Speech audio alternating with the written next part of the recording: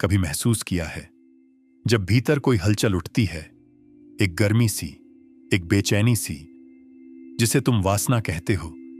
क्या वो सच में सिर्फ शरीर की चाह है या फिर कोई गहरी पुकार जो तुम्हें याद दिलाना चाहती है कि तुम सिर्फ शरीर नहीं, ऊर्जा हो? रुको जरा, अगर मैं कहूं यही वासना तुम्हारे भीतर सोई हुई शक्ति का दरवाजा है, तो क्या तुम यकीन करोगे? तुम्हें बचपन से सिखाया गया, यह बुरा है, इसे दबाओ, इसे छिपाओ। पर पुराने ऋषियों ने कहा था, काम शक्ति को दबाओ मत, उसे उठाओ, क्योंकि यही ऊर्जा अगर सही दिशा पाए तो इंसान को भगवान बना सकती है। वो जो तुम्हारे भीतर उठता है वो सिर्फ इच्छा नहीं है, वो जीवन की लहर है। वही लहर जिसने पूरे ब्रह्मांड को चलाया। वेदों में लिखा है, कामो देवानाम प्रथमम समझायत, यानी सबसे पहले काम उत्पन्न हुआ, फिर सृष्टि बनी। मतलब इच्छा ही सृजन की पहली चिंगारी थी। लेकिन आज के समय में इस चिंगारी को लोग गुनाह समझने लगे हैं। टीवी, सोशल मीडिया, समाज, सब ने मिलकर इस ऊर्जा को सस्ता बना दिया। किसी को शर्म आती है, किसी को डर लगता है, और कोई इसे बस मजाक बना देता है। पर सच्चाई यह है, जो शक्ति तुम्हारे भीतर उठती है वो तुम्हें नीचे नहीं गिराना चाहती, वो तुम्हें ऊपर उठाना चाहती है। सोचो जरा, अगर यह ऊर्जा सिर्फ शरीर तक सीमित होती तो यह दिमाग को क्यों घेरती है? क्यों यह भावनाओं में, सपनों में और तुम्हारी रूह में उतर जाती है? क्यों यह तुम्हारे चेहरे का तेज बढ़ा देती है या कभी कभी सारी ताकत छीन लेती है? क्योंकि यह ऊर्जा सिर्फ शरीर की नहीं है, यह आत्मा की भाषा है। जब यह सही दिशा में बहती है तो ध्यान, शक्ति और शांति बनती है, और जब गलत दिशा में जाती है तो बेचैनी, डर और थकान बनती है। यही कारण है कि योग, तंत्र और वेद तीनों ने कहा है, काम शक्ति को दबाना नहीं है, समझना है। क्योंकि जब तुम इसे समझ लेते हो तब यह तुम्हारी सबसे बड़ी शिक्षक बन जाती है। कभी कभी रात के सन्नाटे में जब सब सो जाते हैं और तुम अकेले अपनी सांस सुनते हो, क्या तुमने महसूस किया है कि भीतर कुछ चल रहा है? कोई हल्की कंपन, कोई लहर, कोई गर्माहट। वही तुम्हारी जीवन शक्ति है, वही काम ऊर्जा। अब जरा सोचो, अगर इस ऊर्जा को तुम सही दिशा दे दो तो वही ऊर्जा तुम्हें थकाती नहीं, तुम्हें रोशन करती है। वही बन जाती है ओजस, वही बनती है तेज, वही बनती है आत्मशक्ति। यही कारण है कि पुराने योगियों के चेहरे पर एक अलग चमक होती थी। उनकी आंखों में सुकून, आवाज में शांति और उपस्थिति में चुंबक जैसी ताकत होती थी। क्योंकि उन्होंने अपनी इच्छा को भोग में नहीं बहाया, उन्होंने उसे ध्यान में बदल दिया। वे जानते थे, जब शरीर की ऊर्जा ऊपर उठती है तो मन शांत होता है, सोच साफ होती है और आत्मा जगती है। तुम्हें बताया गया, सेक्स एक जरूरत है, लेकिन किसी ने यह नहीं बताया कि वही जरूरत अगर समझ के साथ जी जाए तो वह साधना बन सकती है। वासना और साधना के बीच का फर्क बस इतना है, एक में तुम खो जाते हो, दूसरे में तुम खुद को पा लेते हो। जो लोग इसे दबाते हैं वे भीतर ही भीतर जलते रहते हैं, और जो इसे बिना समझे खुलकर जीते हैं वे थक जाते हैं। दोनों रास्ते अधूरे हैं। सही रास्ता है रूपांतरण, ऊर्जा को दिशा देना। जैसे नदी को रोक दो तो बाढ़ आती है और उसे खुला छोड़ दो तो सब बहा ले जाती है। पर अगर वही नदी सही दिशा में बहाई जाए तो खेत सींचती है, जीवन देती है। वैसे ही यह काम ऊर्जा है। अगर इसे ध्यान और सांस की दिशा दो तो यही ऊर्जा तुम्हें भीतर से बदल देती है। जब तुम सांस गहरी लेते हो, रीढ़ की हड्डी सीधी करते हो और बस उस हलचल को देखने लगते हो, तो धीरे धीरे वही हलचल शांति में बदलने लगती है। यही पहला कदम है आत्मशक्ति की ओर। वैज्ञानिक भी आज यही कह रहे हैं, जब इच्छा उठती है तब शरीर में डोपामिन नाम का रसायन बनता है। अगर तुम उस पल को बस शरीर के स्तर पर जीते हो तो वो ऊर्जा खत्म हो जाती है। लेकिन अगर उसी पल तुम अपनी सांस पर ध्यान लाओ या बस कुछ पल शांत रहो तो वही ऊर्जा ध्यान में बदल जाती है, और वही ध्यान तुम्हारे मन को साफ करता है। यानी यह बात दमन की नहीं, दिशा की है। काम को मिटाना नहीं है, उसे समझना है। वासना को पाप नहीं, शक्ति मानना है। अब सोचो, जब कोई बच्चा पैदा होता है तो उसके भीतर वही पहली ऊर्जा होती है, जिज्ञासा, जीवन की चाह, सृजन की शक्ति। उसी को अगर सही दिशा मिले तो वही इंसान संत बन जाता है, और अगर वो दिशा खो दे तो वही ऊर्जा उसे भीतर से तोड़ देती है। तुम्हारे भीतर की इच्छा कोई गलती नहीं है, वो एक संकेत है कि भीतर कुछ बड़ा जागना चाहता है, और जब तुम उसे पहचान लेते हो तो तुम्हारा जीवन साधना बन जाता है। अब मैं चाहता हूं कि तुम एक पल के लिए आंखें बंद करो, सांस अंदर लो और धीरे से बाहर छोड़ो। महसूस करो नीचे से ऊपर एक हल्की सी गर्मी उठ रही है। वो तुम्हारा शरीर नहीं, वो तुम्हारी ऊर्जा है जो तुम्हें याद दिला रही है तुम साधारण नहीं हो, तुम शक्ति हो।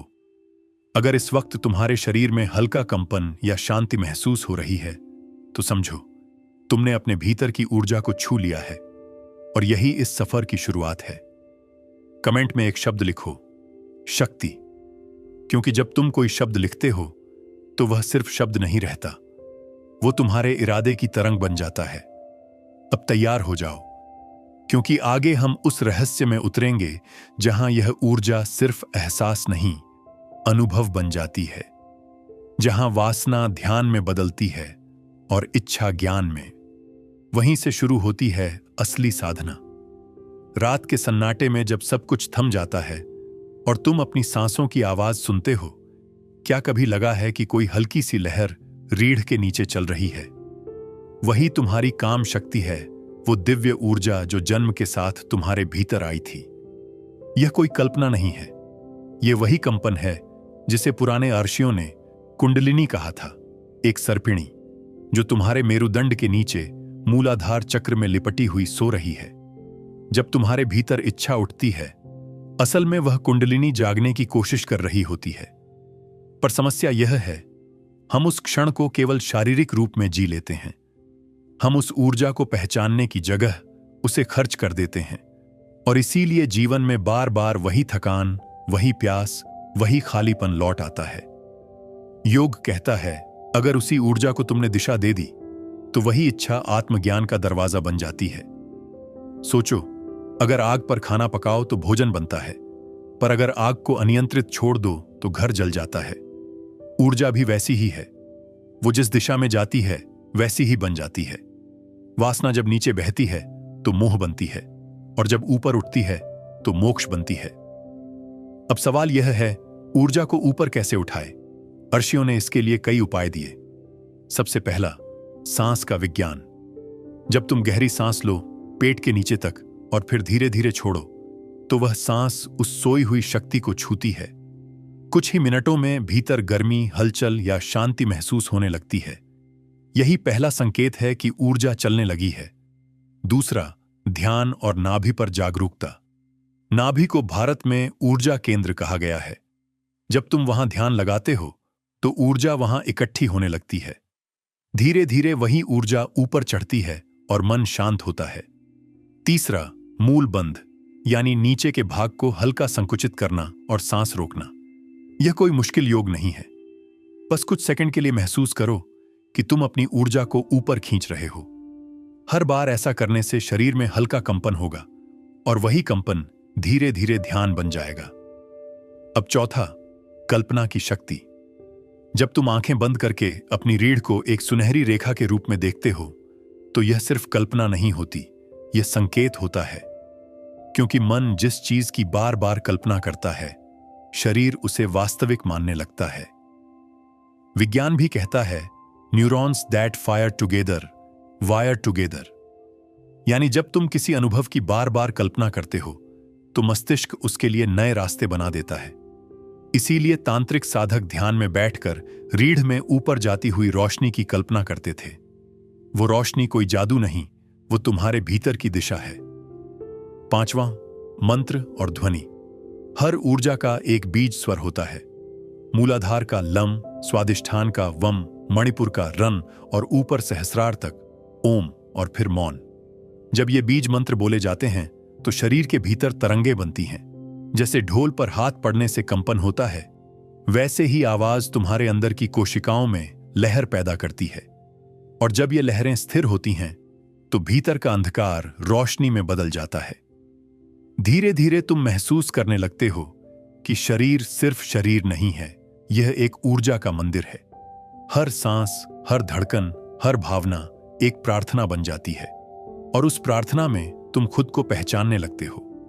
अब बात आती है, कुंडलिनी जब ऊपर बढ़ती है तो क्या होता है? हर चक्र के साथ एक नया अनुभव खुलता है।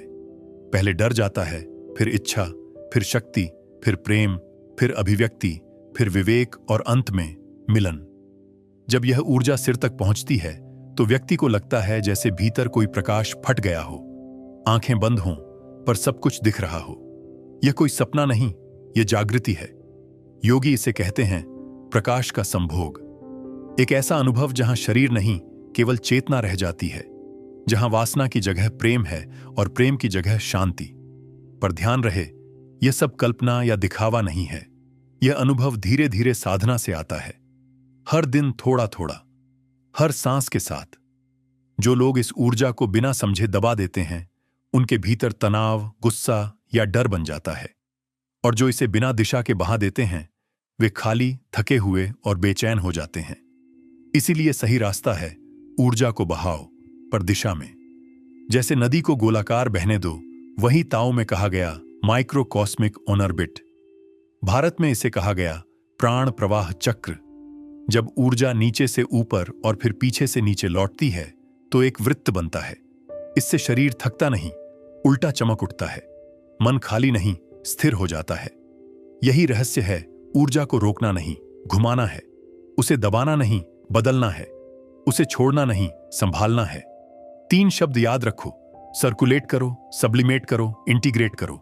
यानी ऊर्जा को बहाओ, ऊंचा करो और जीवन में उतारो। अब अगर इस वक्त तुम थोड़ी शांति महसूस कर रहे हो, थोड़ा सुकून या हल्की गर्माहट, तो समझो यह ज्ञान अब शब्द नहीं रहा, यह तुम्हारे भीतर चल रहा है। क्योंकि यही असली चमत्कार है, जब जानकारी अनुभव बन जाती है, जब सुनना ध्यान बन जाता है और जब इच्छा ध्यान की अग्नि में जलकर प्रकाश बन जाती है। रुको जरा, आंखें बंद करो, धीरे से सांस अंदर लो और महसूस करो तुम्हारी रीढ़ के नीचे से एक सुनहरी लहर उठ रही है, सिर तक पहुंचती है और फिर आकाश में विलीन हो जाती है। वही तुम्हारा असली मैं है, जो कभी नहीं बुझता, कभी नहीं रुकता।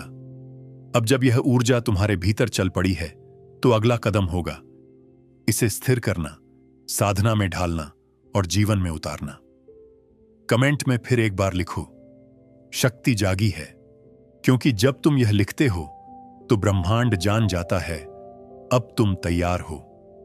जब ऊर्जा जीवन, रिश्तों और भाग्य को बदलने लगती है तो समझो साधना अब किताबों में नहीं, तुम्हारे जीवन में उतर चुकी है। कभी ध्यान दिया है, कुछ लोग कमरे में आते ही माहौल बदल देते हैं। उनके चेहरे पर कुछ खास नहीं, पर फिर भी सबकी नजर उन पर टिक जाती है, क्योंकि उनके अंदर की ऊर्जा अब प्रवाह में है। वो बात करते हैं तो शांति फैलती है, वो चुप रहते हैं तो भी उनके आसपास सुकून महसूस होता है। यही होता है ओजस। ओजस वही ऊर्जा है जो तब बनती है जब तुम अपनी वासना को साधना में बदल देते हो, जब शरीर की ताकत ध्यान में बदलती है। वो चेहरे का तेज, आंखों की चमक और मन की स्थिरता सब उसी के निशान हैं। यह कोई चमत्कार नहीं, यह विज्ञान है। जब ऊर्जा नीचे से ऊपर बहती है तो मस्तिष्क में नए रसायन बनते हैं, शांति, सुकून और प्रसन्नता के हार्मोन। धीरे धीरे मन का डर खत्म होने लगता है, निर्णय साफ होने लगते हैं और जहां पहले क्रोध था वहां करुणा जन्म लेती है। सोचो जरा, अगर यह ऊर्जा शरीर से बाहर निकलती रहे तो इंसान हमेशा थका रहेगा, पर अगर वही ऊर्जा भीतर सहेज ली जाए तो वो शक्ति, सृजन और आकर्षण में बदल जाती है।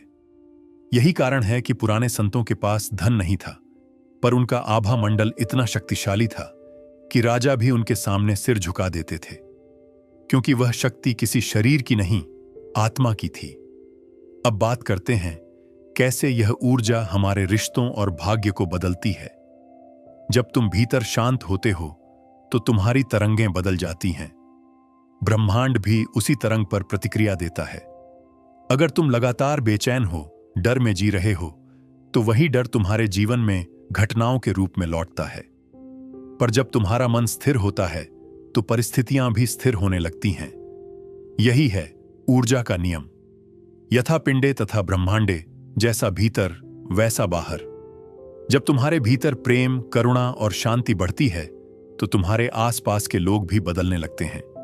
जो तुमसे लड़ते थे वो अब तुम्हें समझने लगते हैं। जो तुमसे दूरी बनाते थे वो खुद नजदीक आने लगते हैं, क्योंकि अब तुम्हारा कंपन अलग है और ब्रह्मांड उसी कंपन को पहचानता है। अब सोचो, अगर यह ऊर्जा तुम्हारे विचारों को, रिश्तों को और स्वास्थ्य को बदल सकती है तो यह तुम्हारे भाग्य को क्यों नहीं बदल सकती। भाग्य कोई जादू नहीं, यह तुम्हारे लगातार बने विचारों की दिशा है। हर सोच, हर भावना एक तरंग भेजती है और ब्रह्मांड उसी तरंग को पकड़कर वापस करता है। अगर भीतर वासना है बिना समझ के तो बाहर केवल उलझने आती हैं, पर अगर भीतर वही इच्छा जागरूक हो जाए तो वही तरंग समृद्धि बनकर लौटती है। इसलिए योग कहता है, ध्यान करो, क्योंकि तुम्हारा भाग्य तुम्हारे ध्यान में लिखा जा रहा है। अब बात आती है, क्या साधना सिर्फ ध्यान में बैठने से होती है? नहीं, साधना तब होती है जब तुम जीवन के हर पल में जागरूक रहते हो। जब इच्छा उठे तो उसे देखो, दबाओ मत।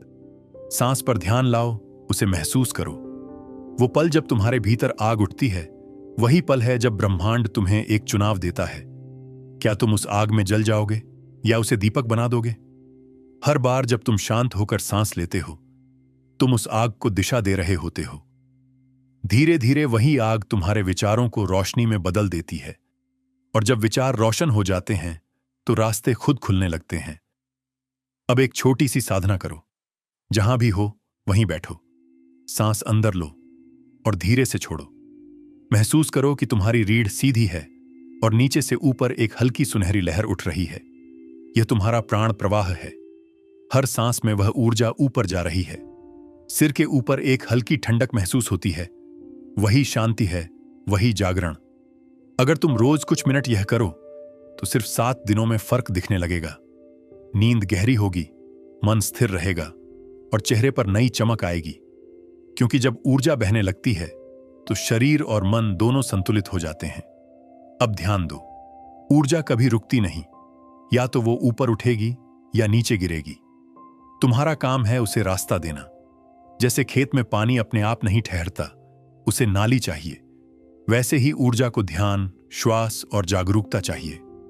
अगर तुम उसे अनदेखा करते हो तो वो तनाव, झुंझलाहट और व्यसन बन जाती है। पर अगर तुम उसे साधते हो तो वही ऊर्जा आनंद, प्रेम और प्रेरणा बन जाती है। यही कारण है कि कहा गया, जो अपने भीतर की शक्ति को पहचान लेता है वो बाहर किसी भी परिस्थिति को बदल सकता है। अब एक बात याद रखो, यह साधना धर्म नहीं है, यह जीवन का विज्ञान है।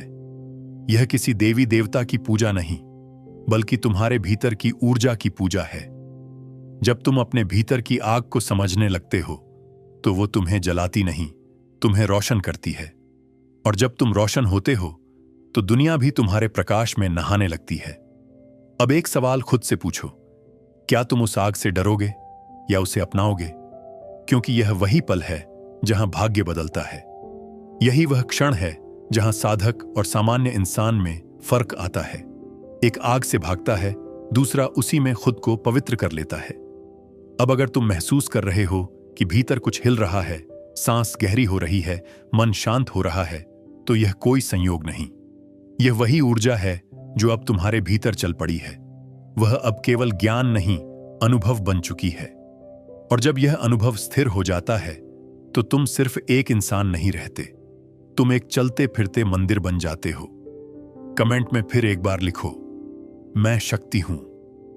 क्योंकि जब तुम यह कहते हो तो तुम्हारी चेतना उसी को सत्य मानने लगती है। अब हम उस अंतिम हिस्से की ओर बढ़ रहे हैं जहां यह ऊर्जा न केवल ध्यान या अनुभव बनेगी, बल्कि जीवन की हर परत को छूकर तुम्हें उस अवस्था तक ले जाएगी जहां मैं और ब्रह्म एक हो जाते हैं। अब सोचो जरा, जब यह ऊर्जा पूरी तरह जाग जाती है तो क्या बदलता है? सबसे पहले शरीर नहीं, महसूस करने का तरीका बदल जाता है। तुम वही हो, पर देखने की नजर बदल जाती है। जो चीजें पहले बेचैनी देती थीं, अब शांति देने लगती हैं। जो इच्छाएं पहले खींचती थीं, अब वही शक्ति बनकर सहारा देती हैं। यह कोई चमत्कार नहीं, यह वही विज्ञान है जो तुम्हारे भीतर हमेशा से था। बस तुम्हें किसी ने बताया नहीं। कुंडलिनी का उठना कोई डरावनी चीज नहीं है। यह उस नदी का बहना है जो बरसों से रुकी थी। पहले यह ऊर्जा नीचे बहती थी, वासना के रूप में, भोग के रूप में, अधूरे सुखों के रूप में। पर अब यह ऊपर उठने लगी है, ध्यान के रूप में, प्रेम के रूप में और जागरूकता के रूप में। और जब यह ऊर्जा हृदय तक पहुंचती है तो भीतर प्रेम फूटता है। वो प्रेम जो किसी के लिए नहीं बल्कि सबके लिए होता है।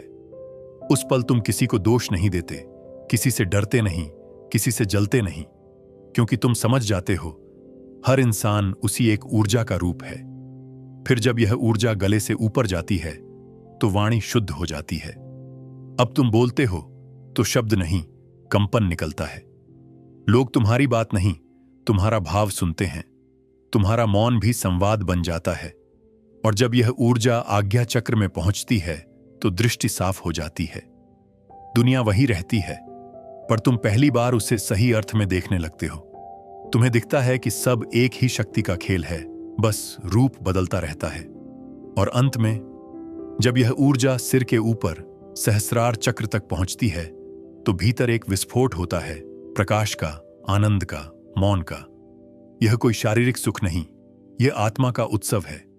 एक क्षण जब मैं मिट जाता है और सिर्फ प्रकाश बचता है, यही है आत्मशक्ति का द्वार। यही वह अवस्था है जहां वासना और ध्यान एक हो जाते हैं, जहां इच्छा अब बंधन नहीं, स्वतंत्रता बन जाती है। अब समझो, पवित्रता का मतलब यह नहीं कि इच्छा खत्म हो जाए। पवित्रता का मतलब है इच्छा को सही दिशा मिले। जैसे कोई किसान बीज बोता है तो वह उसे दबाता नहीं बल्कि मिट्टी में रखकर ऊपर से पानी देता है। फिर वही बीज फूटता है, बढ़ता है और फल बन जाता है। इच्छा भी वैसी ही है। अगर तुम उसे मिट्टी, अहंकार में डाल दो और ध्यान, पानी दो तो वही इच्छा फल बन जाती है, आत्मज्ञान का। इसीलिए कहा गया, काम को जीतना नहीं, काम को जानना है। क्योंकि जिसे तुम दबाओगे वो वापस उठेगा, पर जिसे तुम समझ लोगे वो प्रकाश बन जाएगा। कभी ध्यान दिया है, जब तुम गुस्से में होते हो तब शरीर गर्म हो जाता है, सांस तेज हो जाती है। और जब तुम प्रेम में होते हो तब वही गर्मी नरमी में बदल जाती है, वही सांस धीमी हो जाती है। ऊर्जा वही है, बस दिशा बदल गई। अगर यह दिशा सही हो तो यह तुम्हारे शरीर को भी ठीक करती है। कई बीमारियां जिनका कारण मन होता है धीरे धीरे मिटने लगती हैं, क्योंकि जब ऊर्जा प्रवाह में होती है तो शरीर भी सामंजस्य में आ जाता है।